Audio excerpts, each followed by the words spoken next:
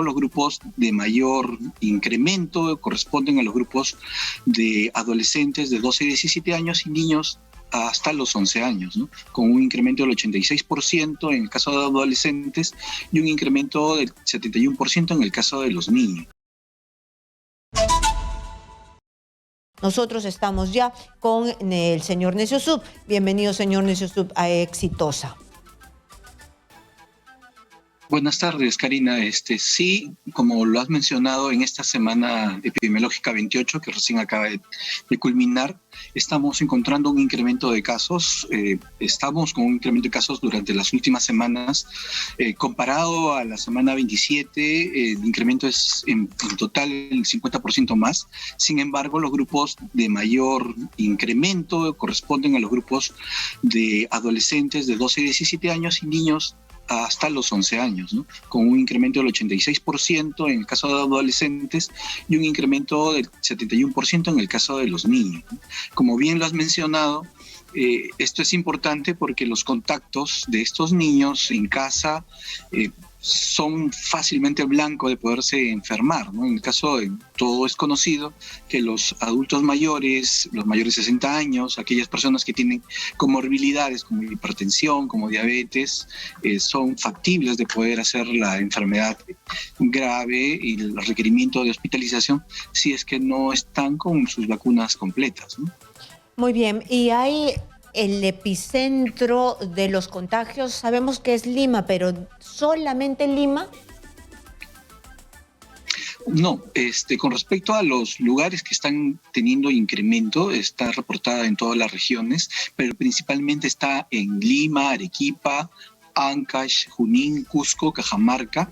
En el caso de Junín, por ejemplo, es un departamento que ha incrementado más del 100% de casos, 137% el incremento. La semana pasada tenía alrededor de 1.200, esta semana estamos por encima de los 2.500 casos en una sola semana.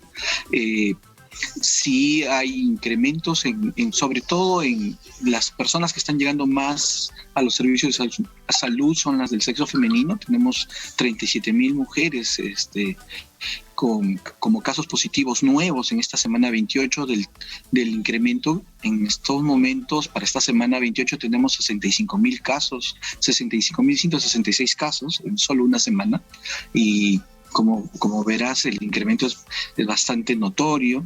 Es importante fortalecer lo que es la campaña de vacunación en estos grupos, en los grupos de los niños, en los grupos de los jóvenes. Nuestras coberturas de vacunación aún son bajas en estos grupos y necesitamos mejorar estas coberturas en estos niños, en los niños y en los adolescentes, ¿no? Tienen que entender y ponerse en la cabeza de que quizás los niños no hacen muy fuerte la enfermedad, pero los pueden llevar la enfermedad a su casa, ¿no? Ese es el motivo por el cual es tan importante, porque en la casa de repente sus papás no tienen pues 15 ni 16 años, sino que son mayores y que podrían hacer la enfermedad más fuerte, o los abuelitos, o tienen algún tipo de enfermedad, no sé, que los hace un poco más débil. Acá yo estaba viendo en la nota de prensa un dato interesante y también alarmante, ¿no? La positividad, ¿no? La positividad es alarmante, porque nosotros estábamos viendo que la positividad, para más o menos estar tranquilos, era por debajo del 5%, ¿no? Para cuando no hay ola, por debajo del 5%. Pero aquí dice que la positividad en coronavirus también se incrementó en 165 provincias del país, como es el caso de Abancay. Y estamos hablando de más de 533% que se ha incrementado, 533% de incremento en la positividad. ¿Cuánto más o menos de positividad tiene Abancay? ¿Tiene esos números? Sí, en el caso de Abancay, nosotros teníamos reportados la semana pasada 36 casos. En esta semana tenemos 355 casos. Eso hace que el porcentaje de variación supere el 500%.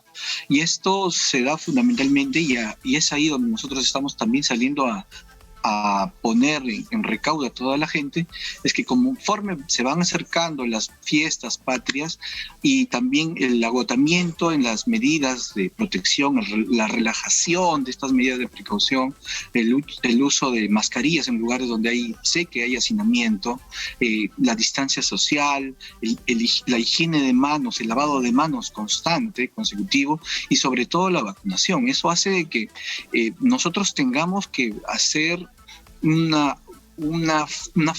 fortalecimiento de las medidas de autocuidado.